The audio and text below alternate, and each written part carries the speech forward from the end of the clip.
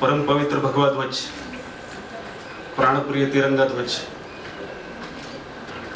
और इन ध्वजों के लिए एवं राष्ट्र के लिए जिन्होंने अपने प्राण समर्पित किए, उन सभी हुतात्माओं को वंदन।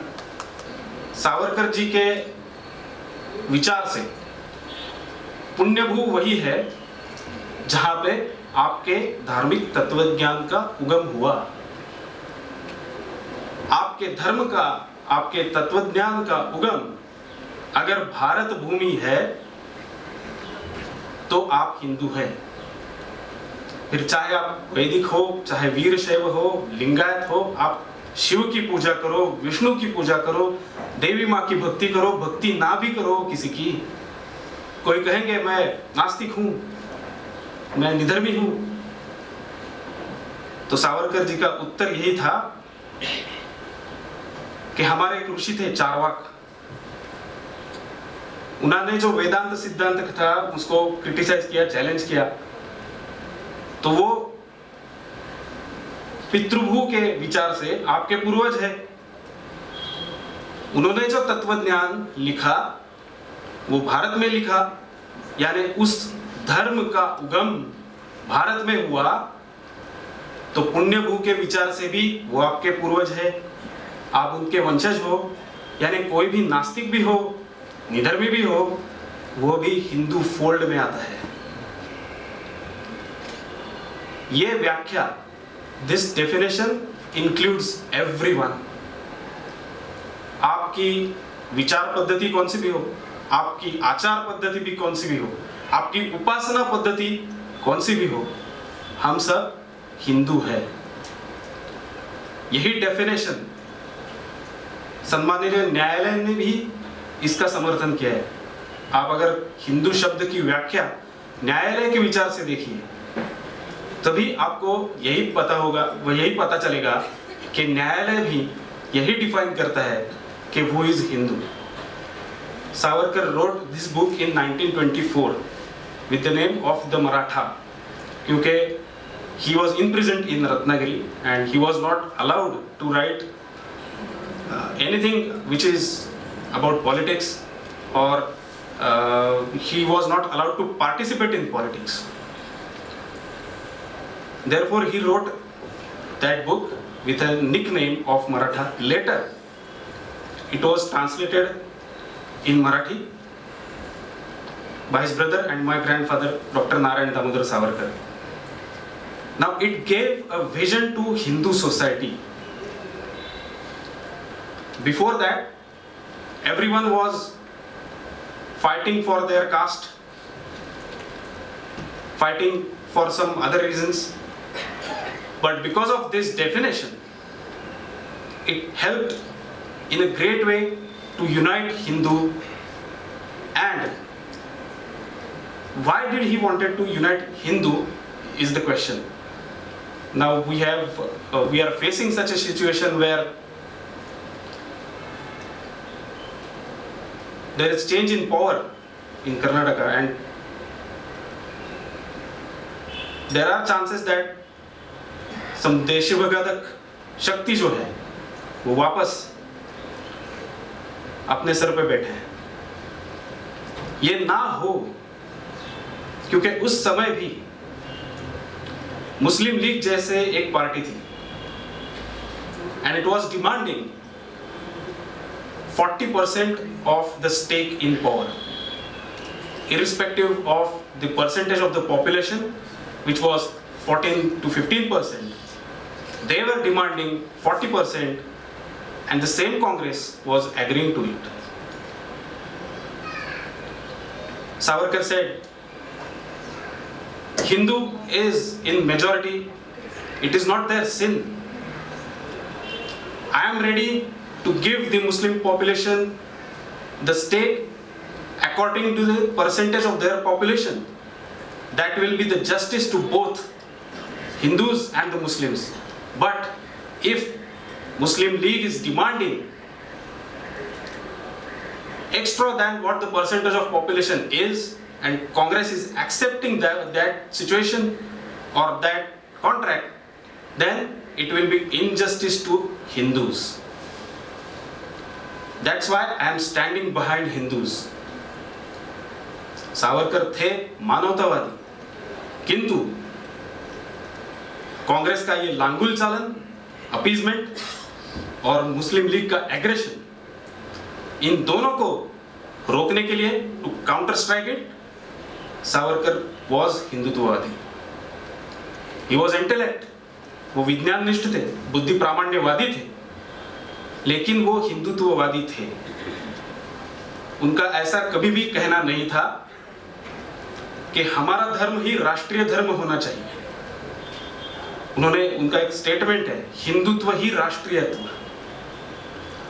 उसका अर्थ बहुत लोग अलग अलग तरीके से लेते हैं, जो मेरे विचार से पूर्णतया उचित नहीं है. उन्होंने ऐसा कभी नहीं कहा था कि हिंदू धर्म ही राष्ट्रीय धर्म होना चाहिए. What he meant to say is, Hindus are majority in this nation. They can be united.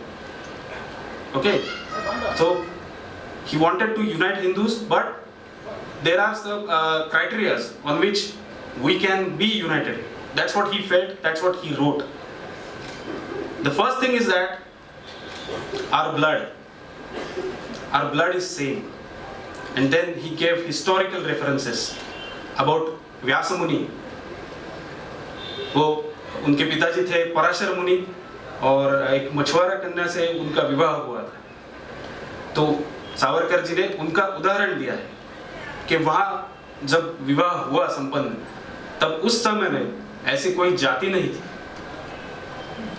दूसरा उदाहरण उन्होंने दिया है महापराक्रमी योद्धा महाभारत कालीन भीम का.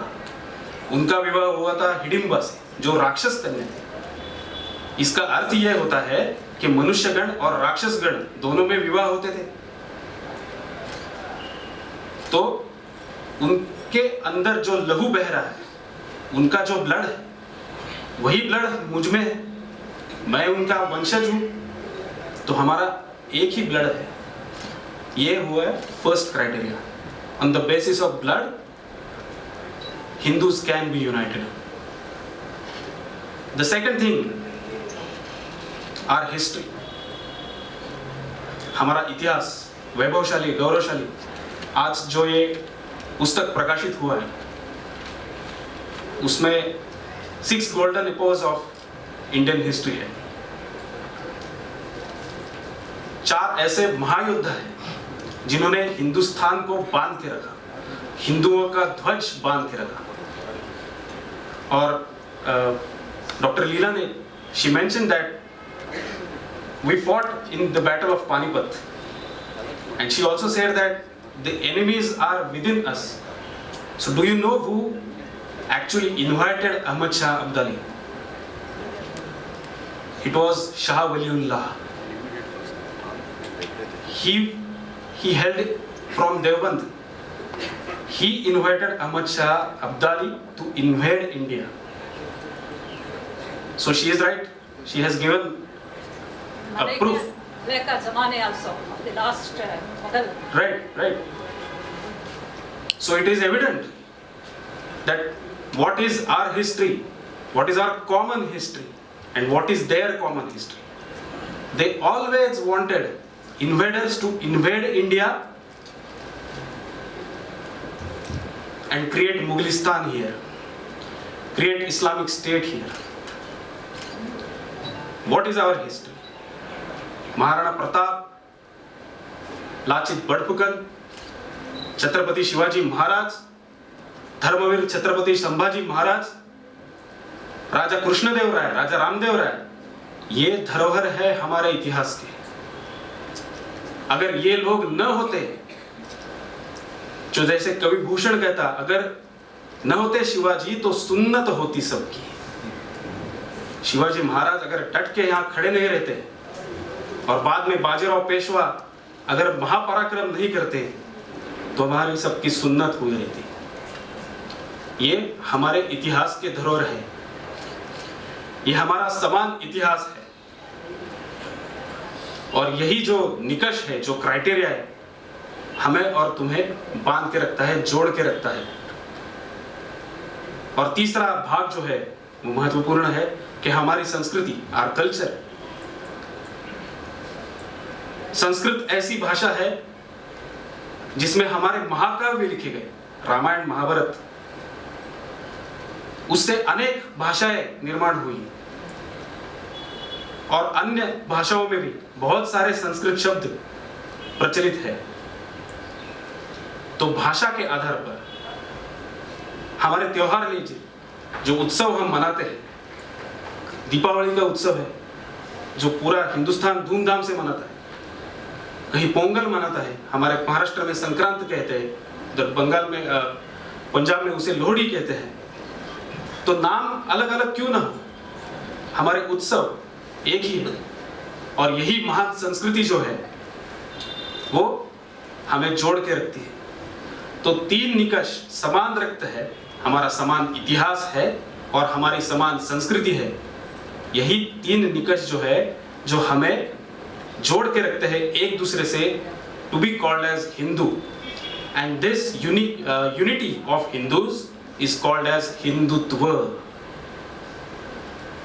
इसमें कोई भी उपचार पद्धति का समर्थन सावरकर जी ने नहीं किया।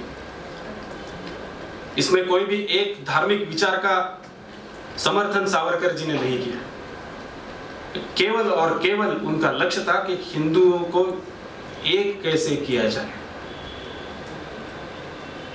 इन तीन निकषों पे हिंदुत्व एस्टैब्लिश हो सकता है। हिंदुत्व ये राष्ट्रीयत्व है। इसका अर्थ ये है कि सावरकर जी का कहना था, आदर्श परिस्थिति ऐसी हो जाए कि भारत का राष्ट्रीयत्व भारतीय होना चाहिए, भारतीयत्व होना चाहिए। किंतु उस समय ऐसी परिस्थिति थी क्या? जैसे मैंने पहले बताया, मुस्लिम लीग की डिमांड कुछ अलग थी, कांग्रेस की अपीजमेंट पॉलिटिक्स चालू थी। तो कुछ इस समाज का कुछ हिस्सा, part of this population always wanted a separatism. They always wanted a stake in power. ठीक है? सभी भारतीय उस समय मानसिक रूप से एक नहीं थे, to be called as भारतीयत्व। They were not united mentally. Now, what to do in this situation? What Savarkar said, विश्व में ऐसा नियम है जहां पे अगर दोनों समाज, दो या अनेक समाजों के बीच अगर वो मन से एक नहीं है, तो वहां रहने वाले जो बहुसंख्य नागरिक है, उनका जो राष्ट्रीयत्व है वो उस देश का राष्ट्रीयत्व होता है। भारत में विभिन्न विचारधाराओं के विषय से दो समाज मानसिक रूप से राष्ट्रीय स्तर पर एक रूप नहीं है। हिंदू यहाँ पे बहुसंख्य है, हिंदुओं का एकत्व कर सकते हैं, उनका एकत्व का नाम है हिंदुत्व। इसीलिए भारत की पहचान या भारत का राष्ट्रीयत्व हिंदुत्व होना चाहिए। सावरकर जी ने ये विचार दिया और हिंदू महासभा के माध्यम से he was elected as a president of Hindu Mahasabha. For 7 years he was president। और उन्होंने देश भर में इस हिंदुत्व विषय का प्रचार किया।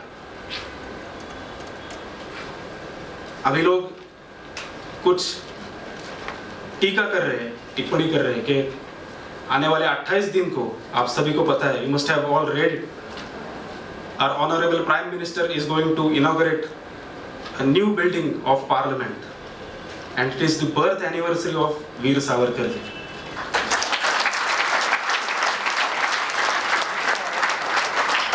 It is really the auspicious moment for us and entire Savarkarite world. And again I say, it is a tight slap to the opposition, because they are the ones who are criticizing on Savarkar that he wanted to bring dictatorship. Some of their leaders have defamed Savarkar. They have called him Hitler. And especially the leader, who is now ex-member of parliament, who could not win from his traditional, or we can say home ground. He criticized Savarkar heavily. Actually, he defamed Savarkar, and that too in England. And in his speech, you can go ahead and watch the video of Rahul Gandhi. It's public on his YouTube channel. It's 17 minutes of speech. Story of every Hindu home. They are being targeted, and they are being lynched, and they are being used. So to stop this, we want to implement Savarkar thought in our houses. How? Is to educate our kids about our culture, educate our kids about our rich history, about the valor, train them to use the weapons. Now I know for sure in Pune and in Maharashtra, they teach Shivakalin Shastrastra. They teach Talwarbaji, they teach Dandpatta, how to use it. I wish at every town such classes to be started. Self-defense. Self-defense classes. Furthermore, we should stop draining of our women to some other fold. We should educate them about their madhab, and with evidence help them to understand who is right and who is wrong. Third thing and the last thing, keep the doors open. Keep the doors open for those who want to accept Hindu culture and Hindu dharma. Let them come inside. Then we will unite everyone and will not let the flag of India down. We will not let Savarkar down. Thank you very much.